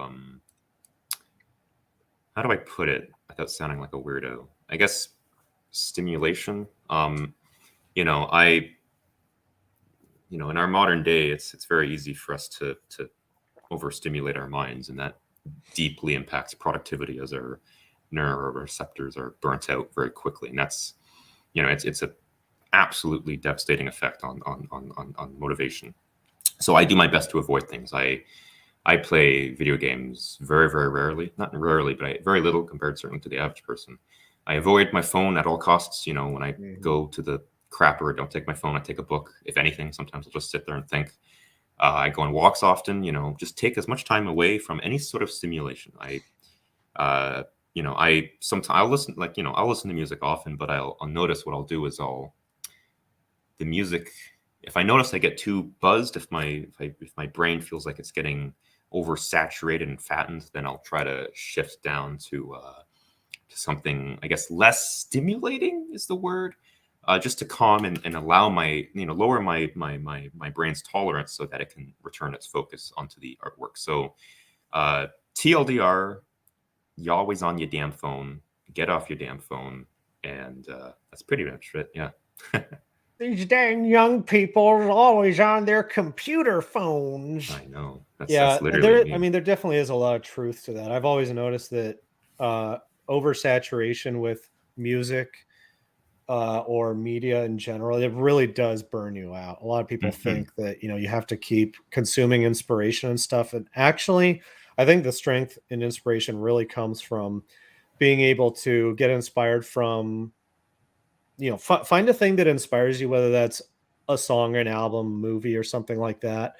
But try to limit yourself to that so that you get the most out of it rather than diluting it with a whole lot more. I'm also a big proponent of the idea of letting yourself get bored. Yes, I was going to say that boredom is one of the best things you can do. I don't know why. I mean, I know why people don't like boredom, but boredom is one of the best medicines ever. If you are feeling uninspired or if you're feeling unmotivated, get bored. It will turn you right around, because you'll become so bored that next thing you know, you're going to be dying to do something. You're going to be dying to produce something, and it just works. Yeah, it's so true. I mean, boredom is that's what, gets people to cross oceans, climb mountains, get themselves grotesquely muscular, and just to create stuff. And, if you're, and I struggle with this constantly. I notice, if I'm having anxiety or depression, I become so much more prone to letting myself be distracted with stuff, whether that's just online crap or just things that add absolutely nothing to my imagination or productivity and stuff. So I would say that, especially if you're feeling stressed out or depressed or something like that, that's probably a good time to be really careful about what you occupy your attention with. It's good to have, give yourself a break. Like if you need to take your mind off of something that's troubling you, or you do feel like you're really scraping the barrel in terms of lack of inspiration, then watch a movie, let yourself play a game for a little while, I would say even better, read a good book. I always tell people, read the Book of the New Sun series by Gene Wolfe. It's just the best thing in the world, I think. Read That Hideous Strength by C.S. Lewis. Can't get enough of it. I would see it. That Hideous Strength, in some ways, it feels a lot like something that you could illustrate, just because it has that very matter-of-fact Englishman tone about it. But anyways, back to what I was saying. Let yourself get bored. Let yourself just have sensory breaks. You don't have to necessarily, practice Zen meditation or wellness bro type things. Although those there can be, valid uses for that. I personally, I try to make, every morning, every evening, for me personally, I'm Eastern Orthodox. I try to have a designated prayer ritual, which is where no matter what, I force myself to get into that headspace where I don't have any other audio. There's nothing else on. My phone is on the other end of the cabin, my 400 square foot cabin, which that basically just means it's across the room. And I focus on something that is completely outside of my day-to-day sensory experience. online life and all that. Going to the gym is also really, really helpful for me. I would say that 90% of my story and art ideas have come to me while I was at the gym. I do not get a lot of ideas while I'm working at my desk, on Clip Studio and stuff like that. Usually, my ideas, at least my major ones, come to me while I'm doing physical activity that gets your blood flowing, gets your mind going, and forces you to kind of daydream a little bit between weightlifting sets and stuff. So I try not to mess around too much on my phone. Usually I get all my ideas outside of the house and then I execute them when I come back and work. So I try to take notes anytime I go on a walk and stuff like that. So that's what I do to weigh in on that. Let's see. Other questions. I know we got a few more. Let's see. Just got to scroll down here.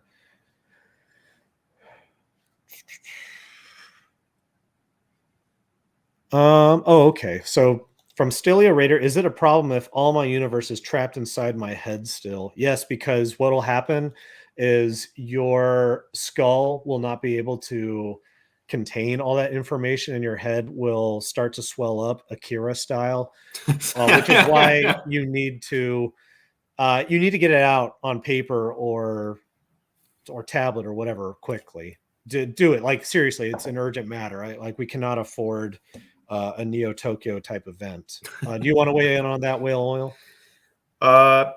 I agree, perhaps not on the urgency necessarily, but no, I do agree. It's trapped inside your head. Just get it on paper, man. I've seen the drawings you've been making. It's you're definitely on the right path. Just keep it up.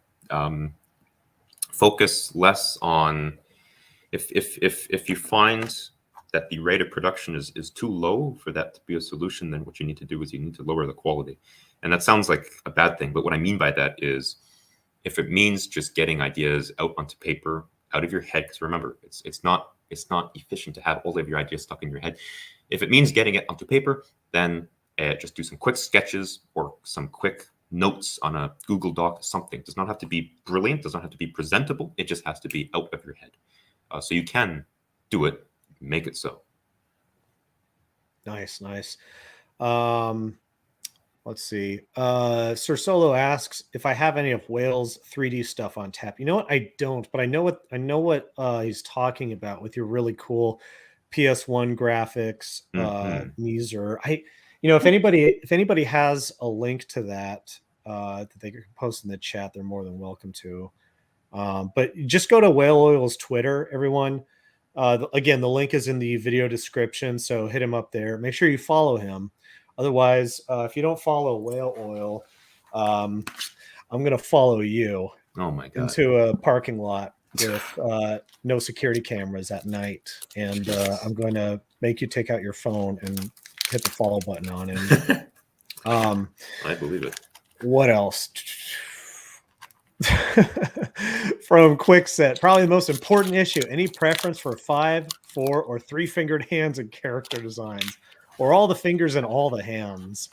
We got a real limb counter in the chat.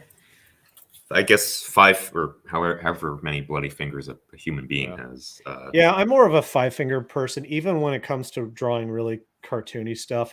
Even as a kid, like when I was watching cartoons, I don't know, there was something when characters had only like the 3 fingers and a thumb kind of look. It made it a little bit harder to relate to them somehow. I don't know, just one of those weird fixations and hang-ups I had. Let's see. Scrolling down here.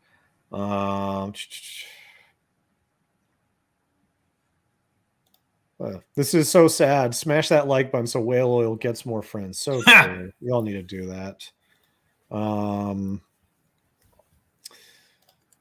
Haru asks me, you may have heard of these books, but has 1984 and Animal Farm influenced your work in any way? And what is your favorite aspect about the books if you read it? I mean, of course, I've heard of both books. I've read Animal Farm. Did it inspire my work? Not necessarily. It's not like, the book is important in like a in respect to teaching a lesson, I suppose, but in respect to, I suppose, in respect to painting a world for me to take inspiration from, not really. Didn't really do much. 1984, you'd think that would be a book that I'd bloody read by now, you'd think, but for whatever reason, no, I have not read that. I'm not sure why not, and I know I have to, I know I ought to, but I have not gotten around to that yet. Yeah, it's I don't know. I've reading it a couple times in high school was enough for me. It was just so damn dreary. I'm just, I didn't get as much out of it.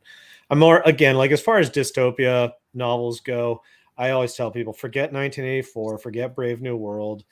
Fahrenheit 451 is good. I But think that one's really more relevant that, nowadays. yeah, That Hideous Strength by C.S. Lewis is hands down the single best dystopian it could happen here type story. It's like it's called what, sorry? That Hideous Strength by C.S. see. Lewis, the guy who made the Narnia books. Yeah. It is like straight up Lovecraftian horror. Oh, wow. Like when I read it, I just was in shock with just the places it went. I could not believe that the guy who wrote frickin' Lion, the Witch, and the Wardrobe wrote something this horrifying and violent. Toon Kid asks joke question. I don't think this is a joke question. This is pretty serious. Would you rather eat pizza flavored cake or cake flavored pizza? I'm gonna be daring and probably try the. Okay. See, all right. If it were pizza that were made with cake ingredients, like, you know, instead of cheese you have icing, and instead of pepperoni you have like big like candied things, and with like a nice sort of basically be like a pie, wouldn't it? A cake flavor, that's a bloody pie, isn't it? A cake flavored pizza, that's a bloody pie. Well, bloody, I'll have the pie, I suppose. Yeah, cake flavored pizza or pizza flavored cake. I don't know. I would probably have to go with pizza flavored cake because I cannot handle pizza that doesn't taste like pizza, but I can handle things that are not pizza tasting like pizza. Like I like pizza flavored chips. I don't know. I suppose if there was a pizza flavored omelet, I'd probably be all about that, but I can't handle the inverse. So as long as it does not involve pineapple on pizza, which is just, I'm pretty sure there's a Levitical commandment. I'm not Italian at all, but it's just terrible to me on a visceral level. Let's see. Ooh, okay, from SZ Whale Oil. How do you deal with crazy people on Twitter who might find your work offensive? I don't really care. Yeah. I'm quite literally too busy to care. It's I don't have time. I don't have time anymore. Yeah, I'm pretty much the same way. Like there is certainly I don't know, there's like a minority of people who like they get weird anytime they see somebody doing work that has sort of a militaria, I don't know, genre or thematic quality to it, and they think it's a dog whistle for something instead of just being what it is. And I just flat out ignore people who are just not who just don't have any kind of constructive feedback or criticism and stuff. It's like the way I see it, and this goes for anybody really, regardless of how many followers you have. If you're responding to people who are talking negatively to you, you're taking time away from engaging with the people who might want to support you and engage with you and have a conversation with you. So I always think of it as that. It's like if I let myself get in arguments with people who, they're just there to nitpick, whether that's just, I don't know, they have some personal grudge, or they're just one of those people who they just comment on other artists only with criticisms, never anything supportive or positive. I just ignore them. Like I don't even like respond to them negatively. I just flat out ignore it. Block if you need to, because there's always going to be supportive people out there who would like to have a conversation or some kind of engagement, even if it's just like a quick little like thank you from you. So that's the way I see it. Any attention or energy you give to negative people, you're taking away from positive people who might, want to support you or be there for you in the future. Question for Reagan. Quick rundown on the Mishima in the background. So that is a t-shirt from Forest Passage Printing, run by a cool guy named Sage L. Weatherford. I got the very last shirt that he had from that print run. I relate to Yukio Mishima on some levels. No, not in the whole staging a coup d'etat and committing seppuku aspect. I'm, for religious reasons, I'm against suicide. But I related to him in the sense that he was a sort of weak-bodied guy most of his life. He was. I'm not a manlet. I'm 6'2", and I have a very nice jawline. But I was able to relate to being very kind of nerdy, bookish, socially awkward, isolated, alienated, and stuff like that. But I always loved stories about adventure and struggle and characters undergoing great changes and stuff like that. And for me, I felt like to complete myself as an artist and a storyteller, I had to basically put my art career on hold and run off and join the Marines during wartime for a few years. At the time, I didn't fully understand the reasons why I was doing it. I just knew that I was drawing characters living out, events and struggles and stories that, I would never get to experience. I was in my early 20s, working behind a desk 12 hours a day, 7 days a week, and just feeling like, a few centuries ago, people my age were, I don't know, sailing oceans and stuff like that. Alexander the Great, conquered half the known world. By the time he was, I don't know, like 26 or something. And he was a manlet. He was like 5'3", allegedly. Well, granted, the average height was lower back then, but yeah. Yeah, that's true. I mean, so it's just, I don't know, just I related to Mishima in that sense, and that for him, in order to complete himself as a novelist and a storyteller and a playwright, he took up martial arts training, kendo, traditional Japanese sword fighting and stuff like that. And so for him, and also bodybuilding, he got into that as a way to complete himself as an artist. The person who is solely trapped in their own head is missing out on a certain vitality that you get from experiencing yourself as a physical creature, struggling against forces of nature, gravity. I'm not saying that I personally, I don't advise people to just run off and join the military recklessly and stuff like that. No, I mean, absolutely not. I don't think this is a good time in human history for that necessarily. I think there's probably healthier ways to do that. Find some kind of fitness that you're really into, that you can enjoy and, get satisfaction out of. I don't know. See if there's a sport you can enjoy. Take up fencing if that's an option. Martial arts. I don't know. Just hiking, rock climbing, just anything that just forces you to engage physically in some kind of struggle, and let that just feed into your imagination over time. Process, but I guarantee you're getting out of it. So that's kind of where my inspiration with Yukio Mishima came from. Are you familiar with Mishima at all, Whale? No, not at all. Okay. Yeah. Anyways, let's see what else. Not a question, just an interesting Bible passage there from the chat. Please do not end up like Jimmy Neutron. Greetings from Brazil. Way. Yeah, that's another thing. I don't know why, I've got a huge audience in Brazil. Interesting. They're so wonderful because it's like anytime they are in the chat, I always know that they're from Brazil. Like, it's like anybody else, whether they're from England, Canada, the US, Agatha, Russia, they always just say hey or hello. But if they're from Brazil, it's always hello from Brazil. I love it. I love that Brazilians remind me that they are Brazil. Well, they're very proud. Kind of like Texans, you can never forget that someone's from Texas. Let's see. I'm probably going to start winding things down here soon, folks, because I'm getting ravenously hungry. Oh. And I'm not about to turn this into a mukbang stream. You can also subscribe to my Twitch channel for that, where I like to stream for 6 hours straight, including my meals. So let me just make sure I get all the last remaining questions here. Let's see.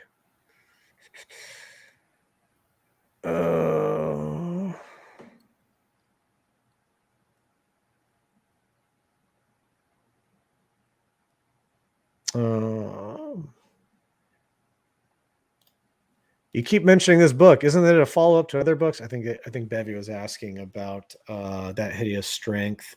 Yeah, That Hideous Strength was the third book in C.S. Lewis's Space Trilogy, but you can read it on its own as a standalone book. So don't feel like you have to read the full trilogy to get it. Is anthropomorphic animals in an Edwardian fantasy sci-fi industrial world a fetish? I don't really think so. No. I mean, yeah, I don't think so. Do you like Uchronies, like The Man in the High Castle? I never watched it. I can take it or leave it. I'm not really into alternate history on its own, but it's like if there's a good story attached, I can get into it. Urgent question: how do you breathe? Oh, man, I don't know. I'll have to get back to you on that one, Fubar. Yeah. Well, I'm a nose breather personally. All right. Just speed scrolling here just to make sure I get the final last remaining questions. I think Kobe asked a question about inspiration, about machinery and stuff. We kind of answered that earlier on in the show. What was it? Antonov was the Victor artist? Antonov. And yep, or just reality. I mean, machines are machines. Cool. You look up into machines, and once you figure out how it works, then you can then basically make up your own design. Bevy asked, "What do you recommend if you're physically disabled?" I'm guessing that's relating to the fitness question and stuff.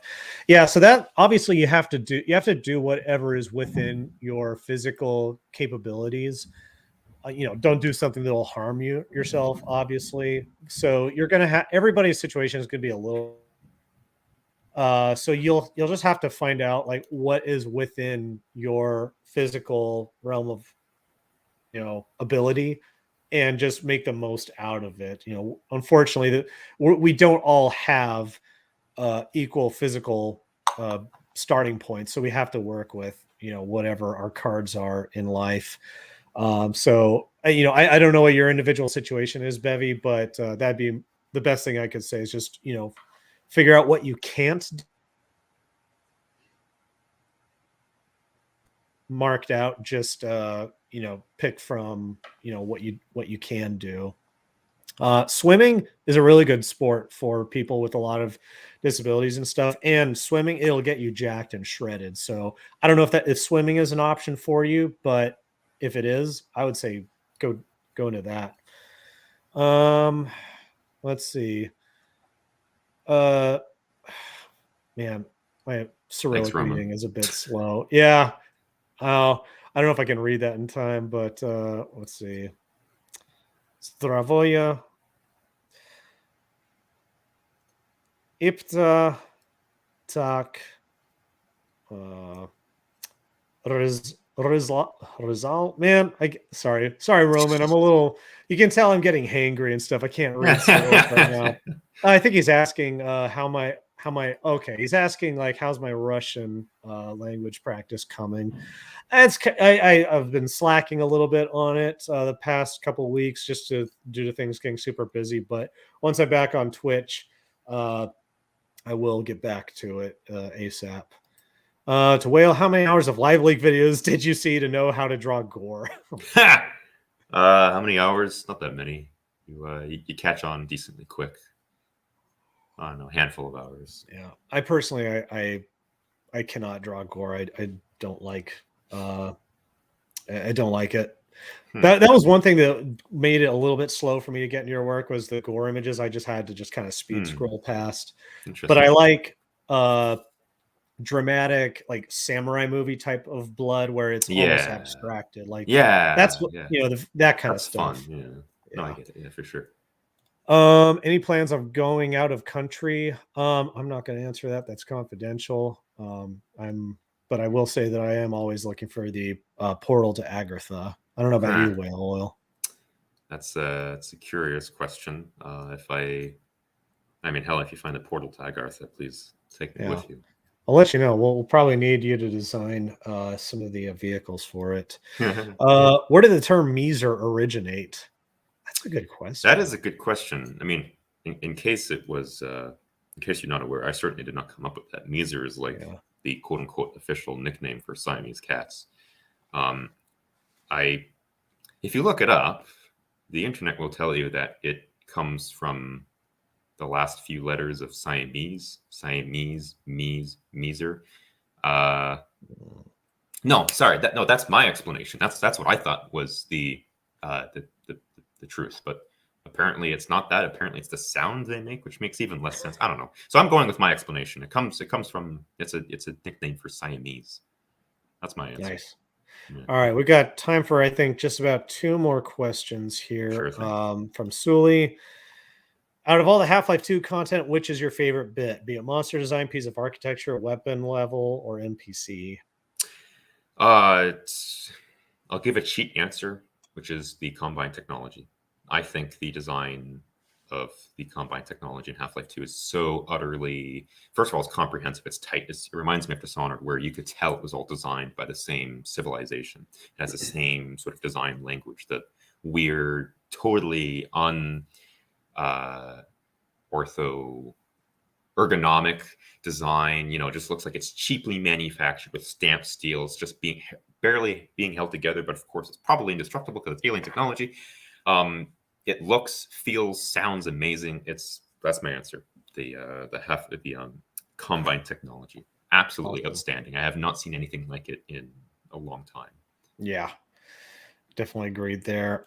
From Suzanne, could you recommend a drawing tutorial? I'll let you go first, Whale, and then I'll give Uh, my quick recommendation. I'm not a very good teacher, Yeah. and I wouldn't even. I mean, the answer that I give everyone who asks this is just figure out what you want to draw, and then look at reference, and then draw it. Use reference as your guide.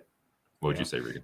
I would say so. I'm posting a link in the chat to my tools page where I have a link to some drawing tutorial books that I highly recommend. Where is it? The How to Think When You Draw series by Lorenzo Etherington. I personally think they are just the best all around how to draw anything and everything series of books. And they come out on Kickstarter, I think once or twice a year usually, but you can get all of the tutorials for free online. He posts them as JPEGs for free. So if you go to my tools page, I just linked to in the chat, you'll find a bunch of resources there. So that'd be my number one recommendation. Aside from that, follow me on Twitch. Just hit up my links in the video description, and I'll show you how I draw everything on my end. All right, I'm going to grab one more question here. Let's see. I'm going to try to pick one that looks like we haven't answered before. Or, yeah. Okay. So,